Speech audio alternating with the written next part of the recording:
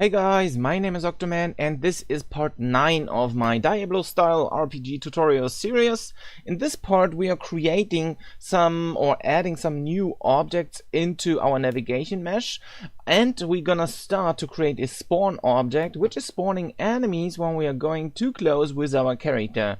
So we have not the whole map actually filled up with objects we don't need, but when he's coming or the character is coming close to it, we're gonna maybe instantiate for the moment without object pooling at first. So let's start at first with adding some objects to our scene, because that will be somehow important later on when we are spawning objects on specific let's say positions. So what I implemented some basic shapes: a diamond shape, a full ramp, a half box, and a half ramp for this one, just to make sure we're gonna be able to have some stuff to fiddle around with or play around with, like platforms where actually characters can walk on. The same for the enemies, they will be also available for that particular part, since they are using the same navigation mesh as the character. Also, what will happen is to the navigation mesh, it will automatically go down by the offset. Okay, so what I want to do at first, I want to implement some half boxes in here. So at first I'm gonna create a new empty game object, and I just call this one, I use a hashtag for this in front,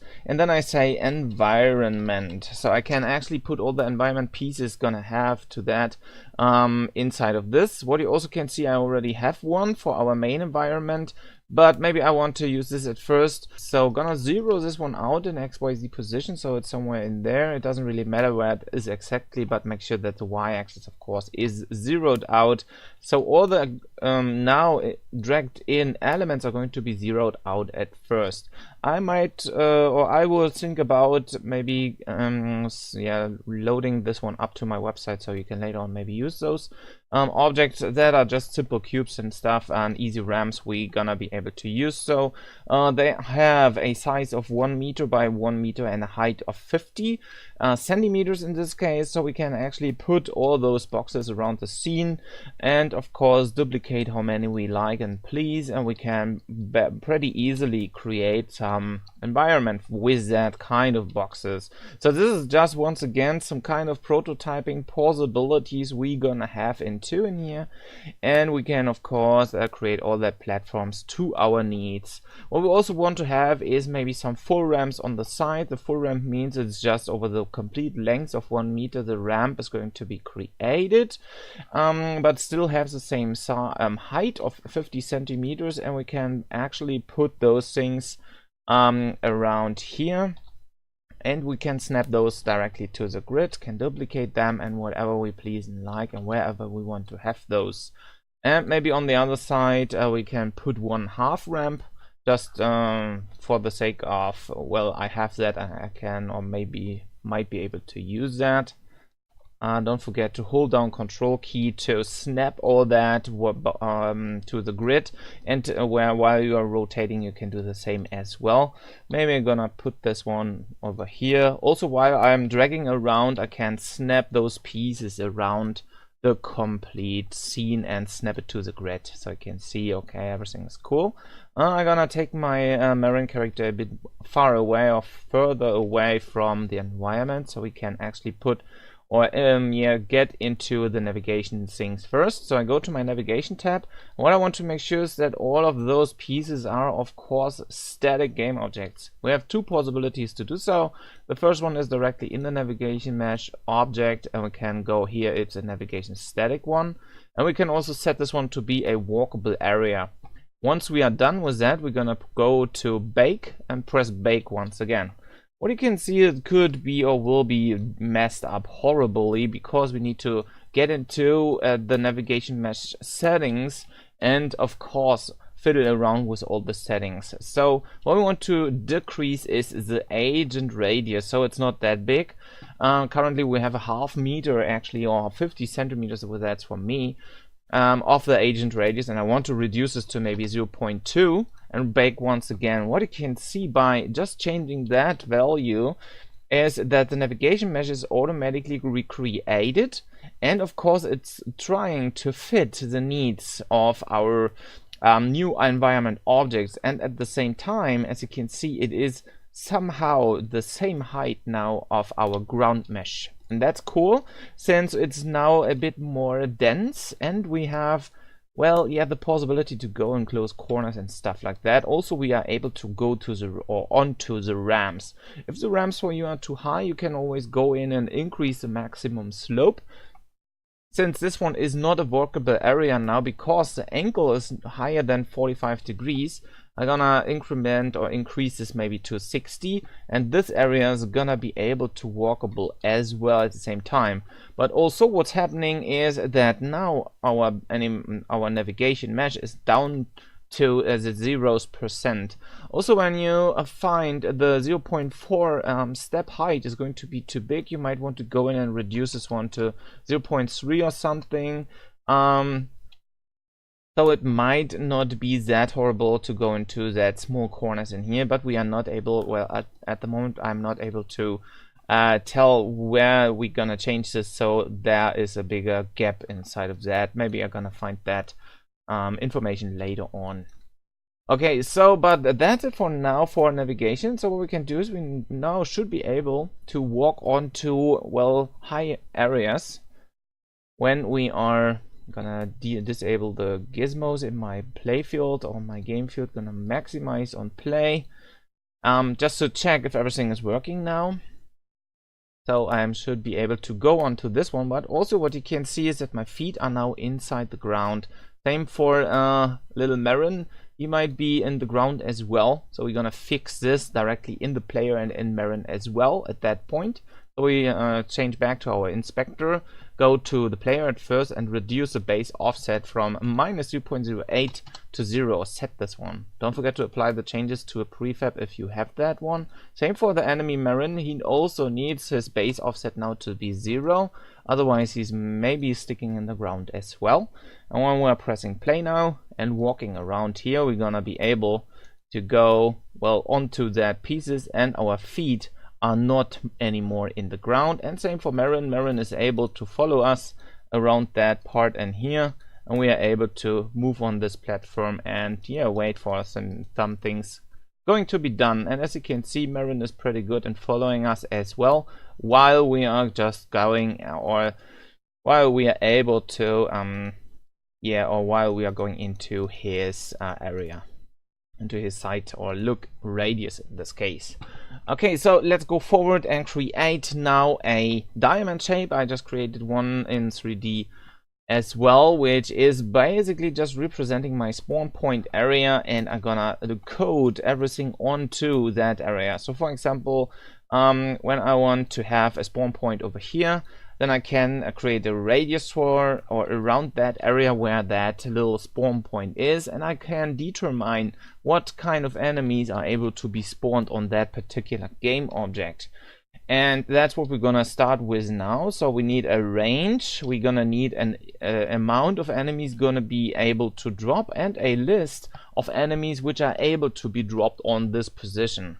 And that's what we're gonna start at first. Also, we need to take care of that when there is some height, like this one, we have a height of 0.5, we might want to, or we should think about how can we drop the enemies directly on the correct position. So let's create a new script for our little spawn point in here. So I go to my scripts folder, maybe to systems, since it is going to be some kind of system, and I call this one maybe spawn system, maybe, I don't know, or spawn manager. Basically it's a management system we're gonna create in here, but well, let's keep it as it is. I want to make sure that I drag this one to my diamond, so I can also go in and rename that diamond as it is, or just rename it like spawn point or whatever. Well, basically you don't need a 3D object to be a spawn point. You can even use an empty game object, you can use a cube, a cylinder, a whatever you please and like directly from Unity. But well, to keep things, I don't know, interesting, we can also use those. And we can also, of course, later on go and disable the mesh renderer, since we don't need to see later on if there is some object directly, well, wherever. But we can do that by code, so we don't need to do anything about that. Okay, so let's go open up our spawn system. So what we want to do is we want to know how many things we want to spawn, how many enemies we want to spawn actually, how many, what is the spawn range, what is the detection range, where is the player, and of course what's the maximum amount of spawn we want to have, and if that particular spawn point already has spawned, since we don't want to do that one twice or even more. So to do that, at first we're gonna create a private bool, and we just name this one has spawned. So that is just to protect that we only do all of that stuff once. The next one is a public one. Maybe we can also do the private ones first, and here maybe like that. The private one is of type transform, and of course this is going to be the player, our target in this case, which are we going to measure if we are close, or if the target, our player, is close enough to the spawn point. That's basically everything for this one. Then what we need to have is some game objects we can spawn. At first we're gonna create an array of spawn, or an array of enemies in this case, which I just call enemies to spawn. What we can pass in here later on is several rarities of enemies, for example, and we can increase our spawn system on particular rarity values in this case, meaning we can implement some boss monsters or some super rare monsters in here, which have the possibility to drop rare items, for example. And all of that stuff needs to be done later on. For now we just get the simple or the most basic spawn system completely done in here. So what also we need is we need some ranges. So the first range is a spawn range. I'm gonna comment stuff out in here. So first one is a spawn range, which is a rather low range around the spawn point actually. So it's of type float, and we call this one spawn range. Oh, we're gonna fill in the data later on inside the inspector, so currently we just keep this one at 0. Next one is going to be a detection range. Detection range. That range represents where our player currently is, and will be determining if we are spawning or not. So we need to change or check the whole time when is the player close to us, or close enough to us. Also what we need is a spawn amount. I'm gonna maybe put this one directly under the game object. So public, it's going to be of type int, and it's going to be our spawn, or let's say maximum spawn amount. Max spawn amount.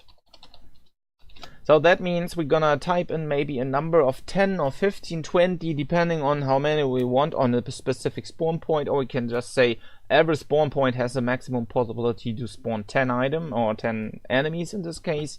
And we can spawn this wherever and whenever we want, depending on how many of that are going to be here. So that's it for now.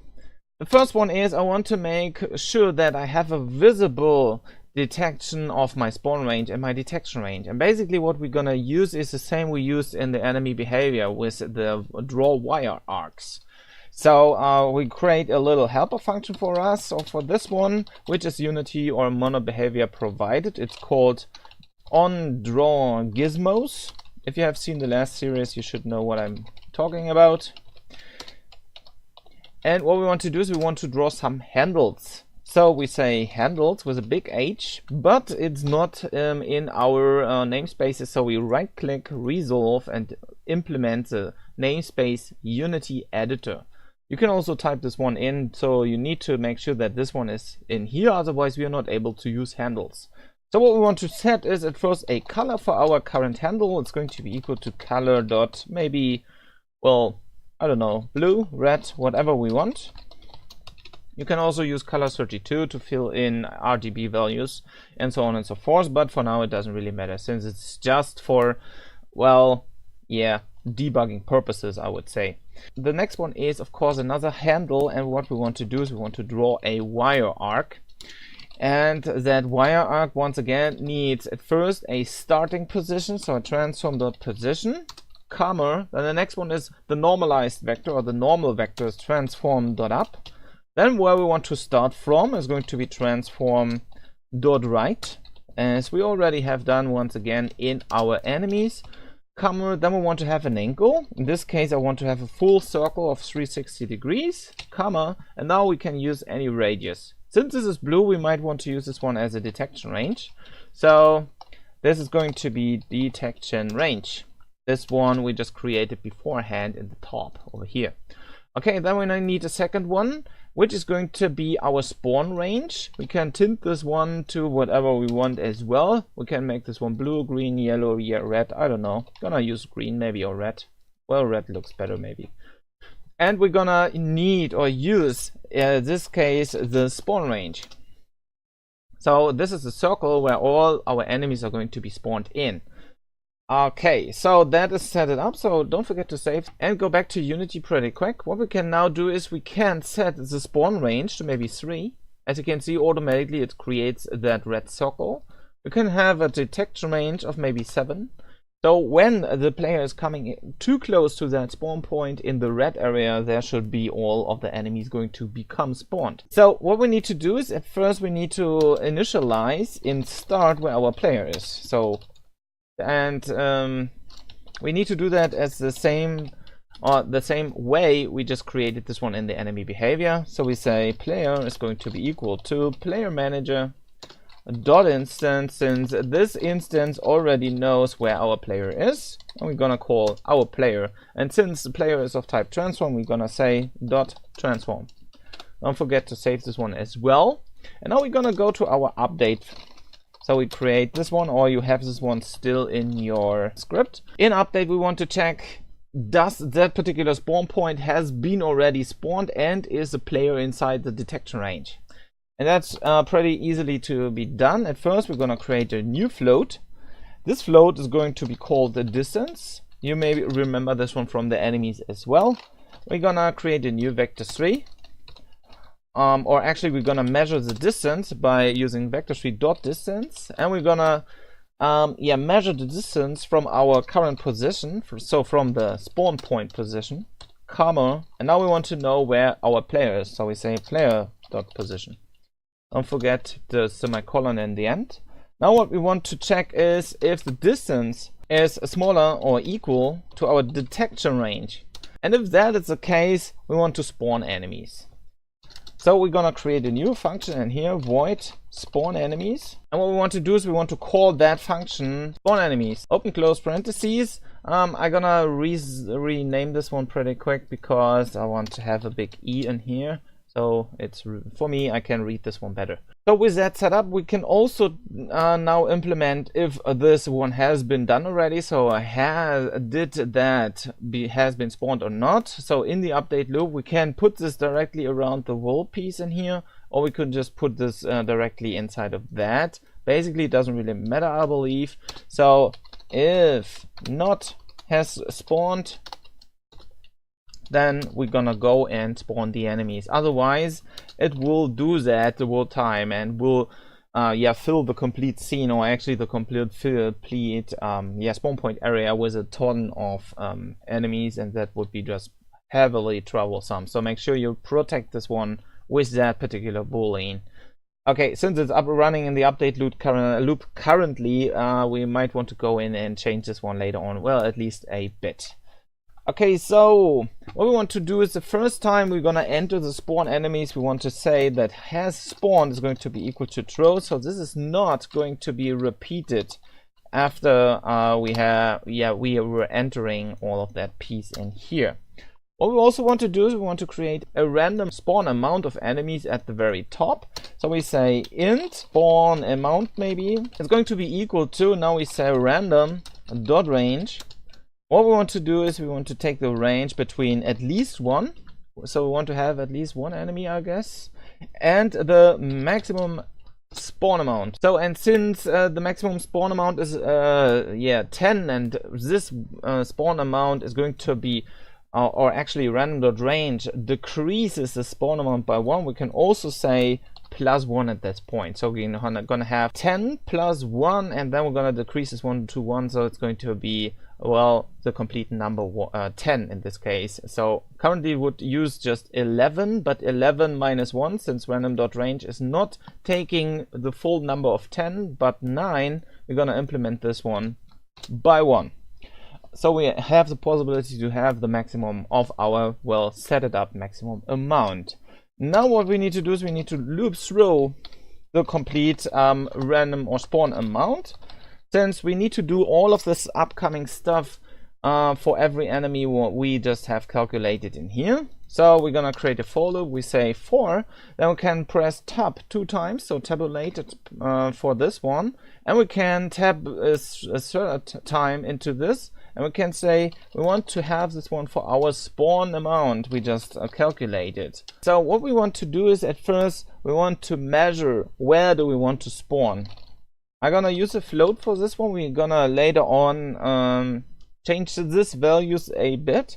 So, but for now I'm gonna create a new x spawn position. What we would want to have is we want to calculate any random x value from our transform.position, so the one from the target.x, and we want to implement or increment this one by a random.range minus our spawn range, comma, our spawn range. So what we're gonna do is we take our current x position of the spawn point and we add a random value between the negative spawn range amount, in this case -3, and the maximum, which is completely +3. We're gonna store that into x spawn position. Now we're gonna copy that line once again, and we need the same to do, or to be able, for our z, so the depths of that. So our that position is going to be our transform position dot that plus the random range in between the -3 in this case and +3. Okay, so now we have that. We can now say we want to have, or want to create a spawn point, so of types vector3, so it's easier in the end. So vector3, our current spawn point, is going to be equal to, and now we create a new vector 3, of course, and we say at first we want to have our x spawn position, comma 0, comma, and now our z spawn position. About the y value, we're gonna go into this one later on, since currently our green ground is on 0. The problem is when we later on use the higher values, in this case we need to recalculate the y value depending on how high at that particular position we want to spawn at this point. How high would it be at that point, and according to this we will need to pass in the correct data. So it could be 0.5, it can be 0, it can be whatever, it can be 50 centimeters. You know, we need to take care of the 0 or the y value a bit later on. Currently, we are not. We're just setting up the base at first. Okay, so now we know the vector where we want to spawn our enemy, so we can actually now go in and spawn that guy. So we say game object. This is going to be our, let's say, new enemy. And we're gonna say equal. Now we want to instantiate this one at a specific position, as you can see over here. So at first we want to have a game object we want to spawn. So what's the object we want to spawn? It is sitting in our enemies to spawn array. So we're gonna pass in or choose a random one, which means we say enemies to spawn, and then in square brackets, since we want to have access to a specific array element inside of that, and we want to randomize this one as well. So we say random.range, and which one do we want is we want to have a range between 0, comma, and then the enemies to spawn dot length, so the maximum amount of possible enemies to spawn in that. And now we need to typecast that instantiation method into a game object, since this is representing an object, not a game object. So we can type in at the end as game object, or we have the possibility to do that by typecasting in front of the instantiation method, so we can type in just game object. It's up to you what you want to take. Both ways are correct. Don't forget to save. And let's go back and test our system. At first we want to increment our size of enemies we want to have. Currently I only have Marin. That enemies are basically all the rarity enemies you are able to spawn at that point. You can pass in any different enemies at that point. Then our maximum amount might be 10. The spawn range still stays at 3, and we're gonna have a detection range of 7. So let's go into that circle and see how many enemies we're gonna be able to spawn when we are walking to this point or inside that range. And what you can see, it spawns automatically 3 guys. But when I go into that range once again, it's not working anymore, since we have protected this one by that boolean, and that's an important part. Let's go into that circle once again, and now it just spawned 1. Oh, now there are 5, but they are all at the same spot, because we just instantiate this enemy at any position, or at the last position. So what we need to do is we need to say comer. Now we need to know where do we want to spawn the enemies. Of course we need to take our spawn point. And since we use our spawn point's position, we also need to say what the rotation of the game object is. So we say quaternion dot identity. So the the current rotation of the game object is going to be this one. Okay, so now let's go into the circle once again and let's see if that is working better now. As you can see, now we have 1, 2, 3, 4, 5, 6, 7, 8, 9 enemies directly spawned into that particular area and at random positions. And when they're on the same spot, I believe they're gonna be able to push array each other. So 1, 2, 3, 4, 5, 6, 7 now, since one is here on my feet. And he's also coming over to me and trying to catch me. We can do that once again and test out how many we're gonna have. So currently it's just 1. And that's what I wanted to show you in this little tutorial series, or this tutorial part. And in the next part we might go in and do actual damage and maybe create some loot, I don't know. So we're gonna get closer to, well, whatever we need in our little game in here. So stay tuned for the next part. Thanks for watching the tutorial. I hope you enjoyed it. Don't forget to subscribe to my channel if you haven't already. Thumb this video up if you like it, and feel free to become my patron or donate by using PayPal to support me and my channel in the future. All links will be below in the description. See you in the next tutorial. Bye bye.